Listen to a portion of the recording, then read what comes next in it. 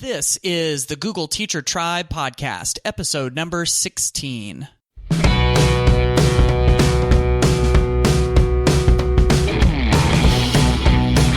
Welcome to the Google Teacher Tribe podcast, your source for the latest news on Google for education, tips, tricks, and teaching ideas you can use in class tomorrow.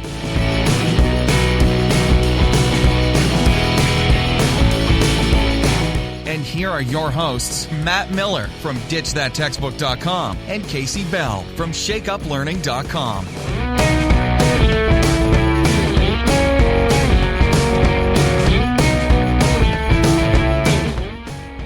Well, Kasey, one of the cool things that I've found about Google that sometimes people don't always realize is that they have little hidden surprises just kind of stashed all over Google and little random places. Do you know these Easter eggs that I'm talking about? Yes, the Easter eggs are a lot of fun. One place that I've started sort of uncovering some of these is on Google Earth. You know how we've got this new version of Google Earth. And so some of the things that I've found just through a simple Google search are that if you go to a specific place in Google Earth in Egypt, there's this strange, they call it like a mysterious pattern. It's kind of like a swirl or something like that just randomly formed in the sand out there in Egypt. And then in another place, if you go down into Tanzania, the satellite just happened to capture a picture of a massive herd of water buffalo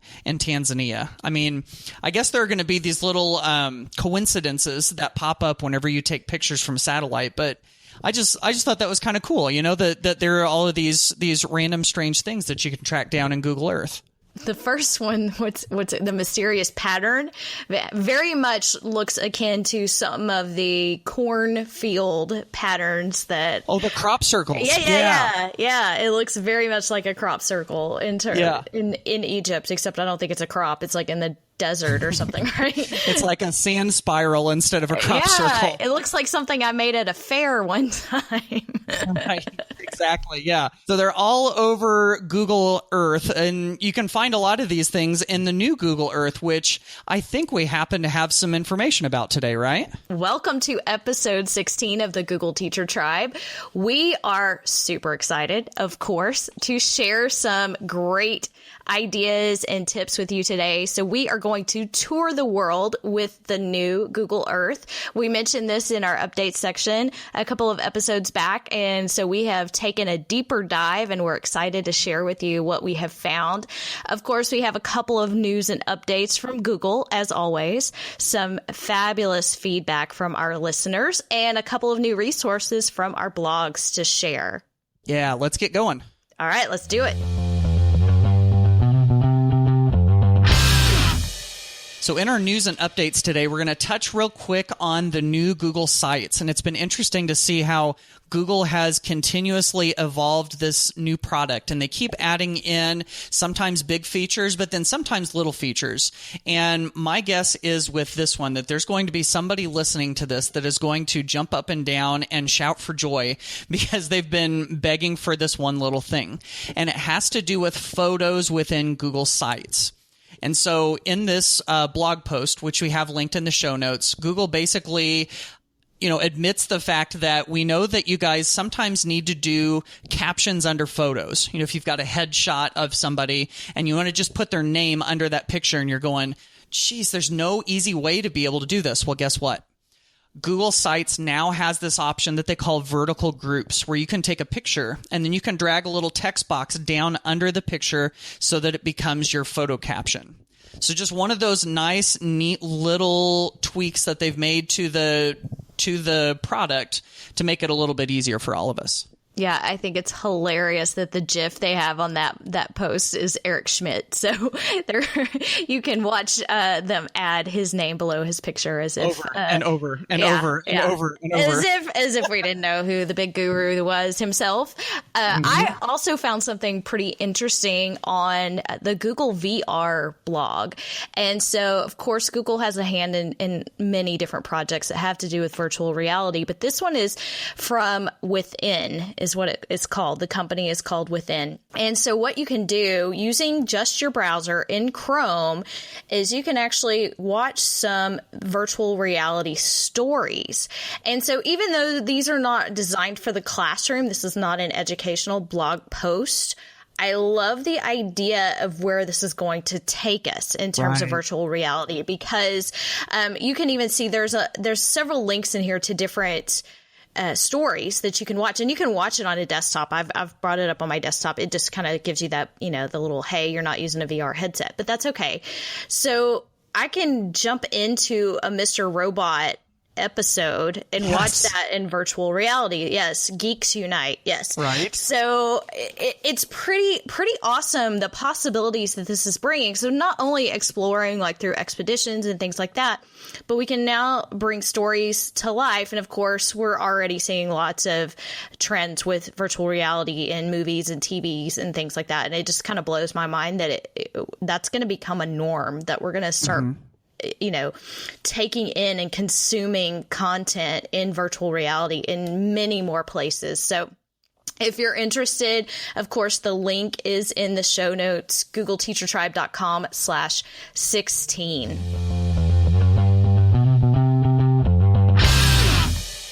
Well, let's dig into the new Google Earth. I think there are some really exciting new features that we can access. Now, keep in mind the old Google Earth is still operational. There are still features inside the old version we don't yet have in the new version. So there's still a little bit of that transfer process. But for me, the new Google Earth has a lot to offer. What do you think, Matt? Oh my goodness. Yes, it is. First of all, it's gorgeous. Second of all, it's so easy to pull up on just in a web browser. And I mean, I've been doing a lot of looking at satellite imagery and the street view through the web browser just in maps. But now we've got this whole other experience. And I love how you can basically, I think probably one of my favorite things about this was the one when I first started looking at it, this one got the immediate ooh out of me, is that you can zoom down into a location. This doesn't work with everything on the new Google Earth, but this is one of my favorite features, that you can zoom down into a location, and if you click the 3D button, all of a sudden, like I'm looking right now on my computer at downtown Chicago. And so I hit the 3D button, and now it basically looks like I'm circling around downtown Chicago in a helicopter. And the Sears Tower just went by. I know from its two little spires that's what that was, I think. And so you can, really get a whole new perspective on what a place looks like by looking at it in this way. So I think that's probably one of the immediate things that got me excited about this. Yes, and that's a great way to flatten the walls of our classrooms and take students on adventures to learn about different places across the globe and to experience things in a new view. So that 3D view is pretty exciting. It's not as exciting when you're out on the plains somewhere, but when you go to a downtown or maybe in the mountains and things like that, you can find some really cool options, I think, with that 3D feature. And I love the fact that they're now giving you these little information cards as you explore. So it's no longer just sort of clicking around and moving. They're actually trying to give you additional information right there at your fingertips. So it's all integrated now into the program. Yeah. And that's one of the things that we got to see a little bit on the Street View Treks, where, you've got the ones where they use the panoramic camera to take you like up a rock face or out into the jungle or wherever. And one of the things I love about those is that you have these little clickable hotspots that give you more information. And now this is already cooked right into Google Earth, and these cards are everywhere. I'm looking, of course, Chicago's a big city. This is the one that I'm still on my computer right now. But when I click on this card, it's already got a little paragraph about Chicago with some of the important information, like the population. It's got the area code and then some points of interest that you can jump to and go look at those cards. And so basically, it's almost like it's taking the basic information that you would need out of a Google search and just sticking it right there, integrating it right into Google Earth, which means that it takes less clicks, which in turn makes us more efficient, which makes us use our time, hopefully more wisely, and just gives us that information at our fingertips. So, and I see, we just talked about virtual reality a little bit ago. I can see more and more of all of this integrated, having everything all together. I don't know, I can just see with Google Earth and virtual reality and all of that, this immersive experience where everything is right there available to you. And I tell you, if that's the way that some of these products we can use in education are going, I think that's a pretty cool thing. Yes, and the fact that this is now web-based. Right. So that opens all kinds of doors. Not only that that's easier and it doesn't require a download, but it opens up the door for Chromebooks, which has been sort of a huge hang-up in terms of using these things to say, oh, yeah, Google has this great product. Oh, yeah, you can't do this on a Chromebook. What? That didn't make a lot of sense, but we knew that they were working on something better, and that's exactly what we're getting right here. And in fact, I am really loving some of these Voyager stories that are built into the program. So to me, this is a lot like Lit Trips and the story builder, but the stories are already built for you. Yeah. And so right now I am reading the ABCs from space. And so, of course, it's the satellite view, but the idea is sort of at the beginning, it tells you pretending you're an astronaut at the space station, or you're, orbiting the Earth, and to find letters in the terrain across the globe. And so I'm looking at the letter Y right now in now let's see if I can say it. Namibia.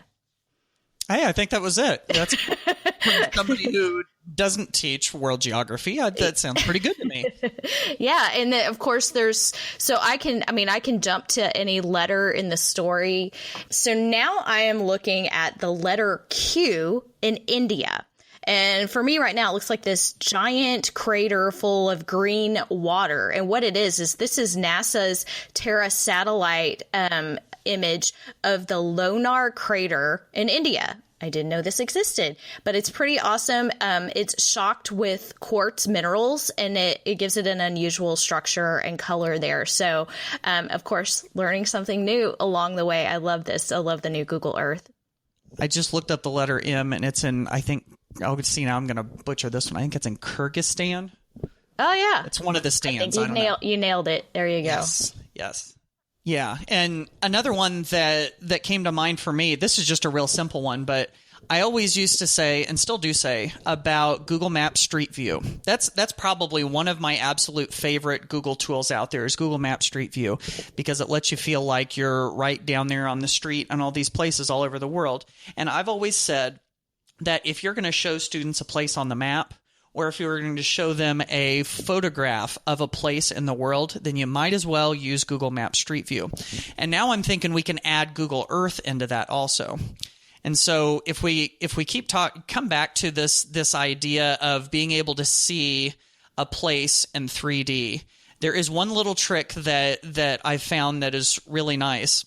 And so once you click that 3D button within Google Earth, what you can do is you can hold down the Shift key and then click and drag.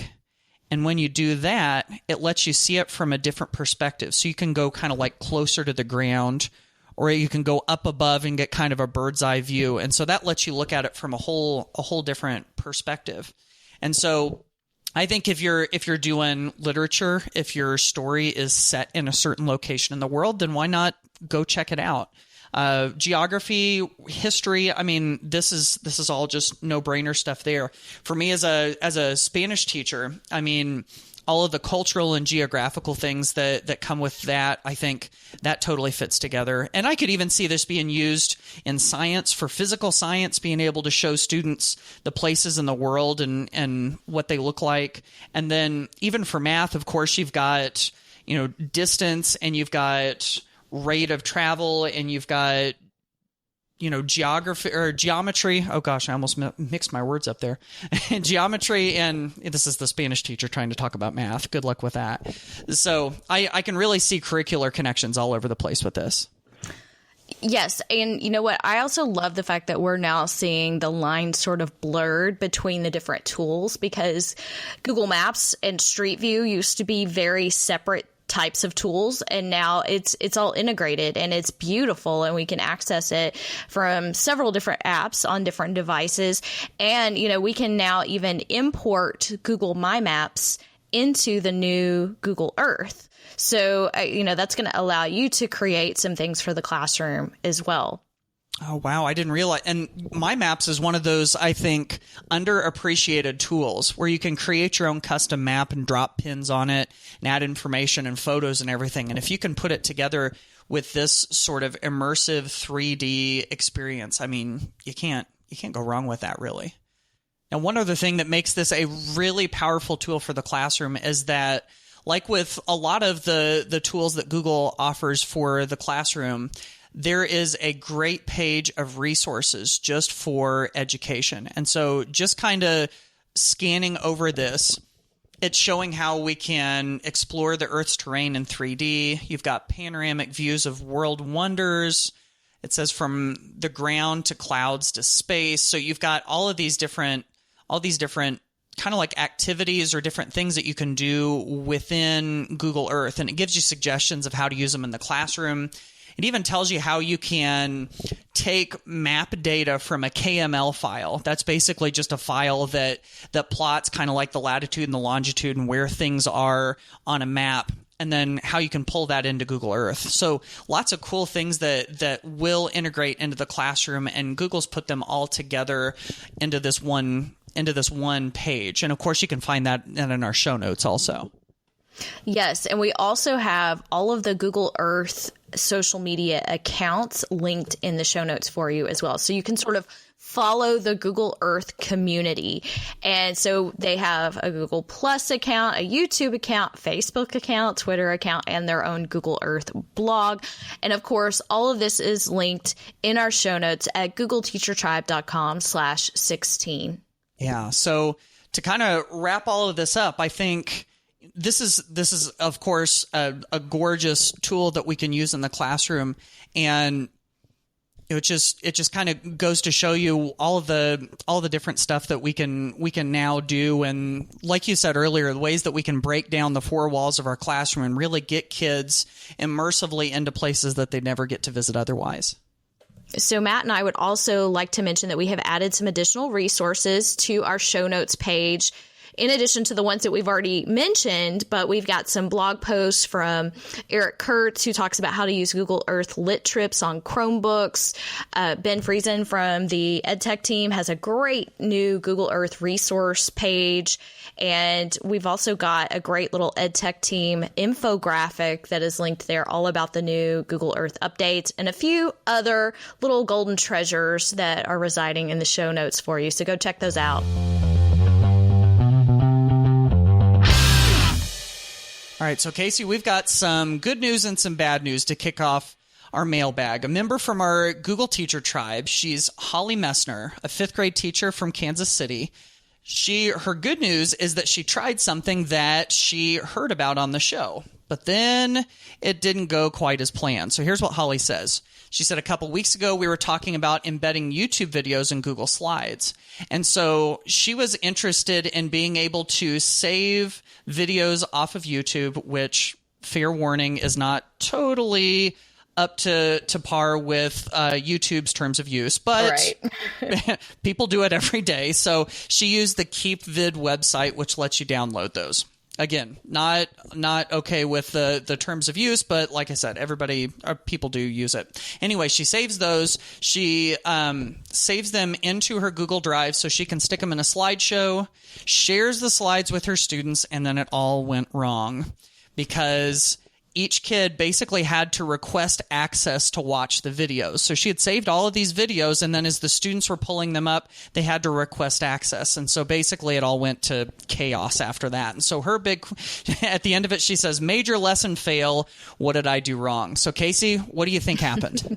So Holly, I bet you already know this, but because we can now embed other types of video inside Google Slides, which is a great feature, but we have to remember to share those as well in some type of format, viewable or whatever, to our students so that they can see it. So when you embed the video in Google Slides, it's really just linking. It's an embed. It's not going to actually add that file inside there. So even when you go through Classroom and make it part of an assignment, Classroom isn't going to override that embed code over the video itself. So just have to remember to go into Drive when you upload that and make it viewable for your students.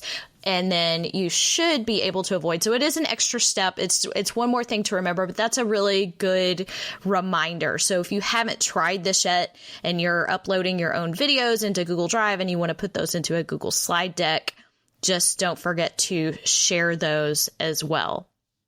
Yeah, that's an important one. And I think a lot of us have stories of where our sharing settings didn't totally work out. And since we're talking about sharing settings, I found out about this interesting Chrome extension just recently. It was developed by Alice Keeler. You can find her at alicekeeler.com. And she had this Chrome extension created called Anyone Can View. And I tried this on videos, hoping that this might be a solution to Holly's problem, but it doesn't work on videos. But it will work on docs, slides, sheets, drawings, just all sorts of other Google files. And basically, if you have this Chrome extension running in your Google Chrome browser, if you open up, let's say, a Word document, and you want to make it anyone with the link can view, which is one of my favorite sharing settings, all you have to do is just click that Chrome extension, and it automatically turns it to anyone can view. So for me, that's saving me maybe 3 or 4 clicks just by having that open. And so if you do that on a semi-regular basis, then that's something that can save you time in the end. Gotta love Alice. I wonder if we can make it through one episode without talking about Alice. I don't think so. Love you, Alice. Thank you. So, Matt, we have another question from a very active member of our Google Teacher Tribe, Craig Klement, who has shared with us a voice message via SpeakPipe on the Google Teacher Tribe website. Take it away, Craig. Hey, Matt and Kasey. Craig Klement here from Garland, Texas. My district just recently went one-to-one with iPads, and I did a training on Google Slides and using it as a collaborative activity. And the teachers have loved it. I've had a lot of teachers on my campus that have utilized that activity. But the main downfall that we're seeing is that the Google Slides app does not let you insert videos. It only lets you insert images. So I wanted to know if y'all had a workaround on inserting videos into Google Slides from the iPad. Thanks. All right. Thank you, Craig, for your question. And so, yeah, you're right. Basically, if you've got the Google Slides app for the iPad, surprise, surprise, that is just like Craig said, you can't add a video either from Google Drive or YouTube or any place. It can't embed those into the slides. And so aside from basically just jumping onto a Chromebook or a laptop or a desktop computer, aside from doing that, there's one sort of, I'm going to call it an inelegant hack. Not elegant, inelegant. A Band-Aid. A Band-Aid, yeah, exactly. So if all you have access to is iPads, here's sort of a way to get around that. If I were doing it, what I might do is pull up that YouTube video and just take a screenshot of it. Of course, if you've got an iPad, you can click the home button and the power button and hold them down together. And it'll take a screenshot of the screen. And I would just stick that picture onto the slide. And then whenever you click on that picture, just hit the link button and put a link to the video. And so basically what that means is whenever somebody clicks on that video, it's going to swap them over to YouTube, either on the app or in a browser where they can watch the video. And so it's not as good as having the video embedded onto the slide, but it is one way to get around it. And of course, you could just make a regular text link too, but that's not as much fun. Yes. And actually, that's what I do when I have videos that are not on YouTube that I need to link to. I sort of give that fake little screenshot and just link it over to Vimeo or wherever that other video happens to reside. So I sometimes that comes in handy, but I have high hopes that Google will give us an update for iOS that will allow us to do that. Can you do this in the Android app? That's a good question. Sorry, I put you on the spot, but I didn't know because I don't have an Android device. Here, while we're at an awkward pause real quick. Awkward silence. Yeah. I'm going to pull up my Slides app on my phone. We're going to try it. Okay. The answer is no. Okay. On mobile. So it's a mobile issue in general. Right. But again, Google usually listens to some of the demands of our mobile users. So hopefully we will see that feature coming soon. The Google Teacher Tribe podcast is a proud member of the Education Podcast Network. The Education Podcast Network. Podcasts for educators, podcasts by educators. For more great education podcasts, go to edupodcastnetwork.com.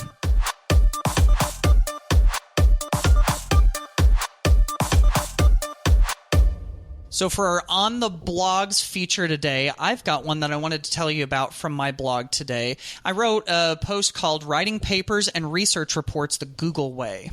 Now, since we had Google Keep join the family, the G Suite family, and became an official tool in G Suite that now we can use in education. And since they added the integration where when you're in Google Docs, you can pull your notes in from Google Keep, it started me to think that this would be a really, really good thing to do when it comes to writing papers and research reports. So I know those are still a big staple in the classroom. A lot of people still do them. And if we're looking for ways to do that in a more efficient and effective way, then I'm seeing some really obvious ways that Google can help with that. So I basically came up with 10 steps. You could think of it kind of like a workflow of ways that you can incorporate Google tools into the research and writing process to come up with the final product. And so that's what I had on the blog this week. Can I say amen, brother, as a language arts teacher? Yes, loved the post, Matt. And, I love integrating these tools. Now, there are some old school thinkers out there who really think that we still have to do research the really, really hard way. And that's okay. Maybe that's what you need. But I know, coming especially from a middle school background, that these tools give me so many more options to get my kids to give credit to someone else, let alone, like just the citation tool alone, like trying to get sixth graders to understand that, hey, you didn't write that sentence, somebody else did, and you need to give them credit. So right. I think we have to take into account all of the different subject areas and all of the different types of research, because almost anything we do now requires some type of research. And so I think using these tools in a productive way and helping kids understand the research process, that's just a really important part. And can I also just say that I loved how you use the family analogy with Google Keep, because let me tell you what I have pictured in my head was the little Google Keep logo, and it's like the little baby sister with this sweet little face on the Google Keep icon. That's what I pictured. I'm just saying, I've got the whole animation of the G Suite family. I may have to work on that. Like that may be a project of mine. So I would love to see that. Yes. That's fun. So great post, Matt. Thank you. So what have you got for us? So I just posted 20 new ways to use Google Classroom. And this is also sort of infographic style, but in the blog post, I went into deep detail on all 20 different ways. So with the new features that we have, the ability to create and join classes outside of G Suite, this totally opens doors for some new ways. And so how we can expand our use of Google Classroom. So I'm not going to read all 20 to you. However, after school programs is really, I think, getting a lot of traction with ways that we can use that. We can use this for new teacher training. We can use this for parent information. We can use this to flip our faculty meetings. We can use this for all different types of online learning and things like that. So I really felt passionate about sharing some of these ideas. And so my list just kept growing and growing and growing. Right. But I know there are more too. So take a look and please leave me a comment if you have another great idea, because I would love to help spread this around on the new ways that we can use Google Classroom. Yeah, and I think two of my favorites as I go through this list, the first one easily has to be replace or supplement meetings. Because I think of all of the meetings that I have sat through in my life, in schools, at church and other places, and so many of these meetings could be totally eliminated by doing a little bit of online collaboration and some information sharing online. And so I think that's huge. And then, of course, the parent side, I think, is really, really good, too, because so often we've had our class website and it's static and it's like whatever the parent comes and sees on the site is all that they get. And so now this really allows us to have a good dynamic communication channel that we can use with parents. So I love this post and all of these ideas. Thank you. Thank you. So I think this will give us some new opportunities for our summer learning as well. And I know you and I are both excited to see the ways that we can use Classroom more organically as sort of the outsider when we come in to do workshops and things like that. So I think it's going to open a lot of doors. Now, the one thing that, and I did put a little blip in the post about it, is it's going to work differently for everybody because the settings can be controlled by your G Suite domain. So they may not allow you to join or create with yours and let other people in. So I just want to point that out so there's a link in there to the domain settings, and this may involve some decision makers at your schools sort of deciding how that's going to work. So just wanted to give you a little heads up about that. It's not cut and dry just yet. So Right. So that's big. And then that's not the only big news that you've got for us today, right? Oh, no. Just one quick reminder that the countdown has begun. The VIP Become a Google Certified Trainer course that I offer will close at midnight on May 21st. So be sure to catch that. At the time of this recording, I will be doing a webinar today, but that will be available on YouTube for you to watch later. So if you're curious about the process of becoming a Google Certified Trainer, I've got tons of free resources, even if you're not interested in the course and you just want to learn, hey, what's this all about? Is this right for me? So you can go check that out as well. But don't let the time pass you by. It will end on May 21st. Yeah, there's so many good free, just like you said, free resources, whether you're interested in becoming a Google certified trainer, if you're just kind of interested in like you said, the process, just go check out the videos and all the stuff that Kasey's got there that's for free. So yeah, definitely that's something to check. So if you're interested in learning more about the course, go to becomeagoogletrainer.com.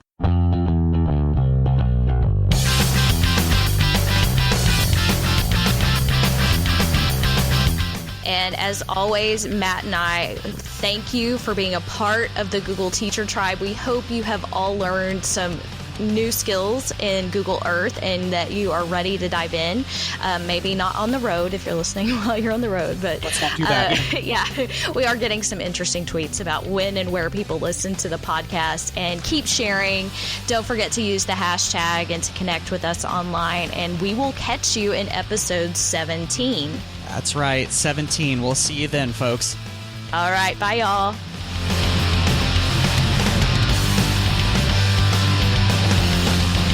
Thanks for listening to the Google Teacher Tribe podcast. Keep up with every new episode by subscribing on iTunes, Google Play, or Stitcher, and by visiting GoogleTeacherTribe.com. Get in on the conversation on Twitter by using the hashtag GTTribe. Until next time, keep harnessing the G Suite power, and may the Googles be with you.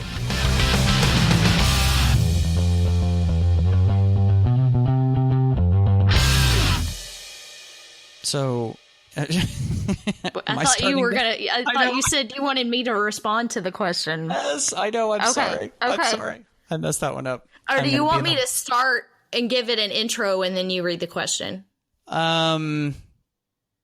Sure. Yeah. Because, no, wait, you started the Google Earth thing. So yeah, I'll start this and read the question. Sheesh. I'm going to be the one in the blooper reel this time.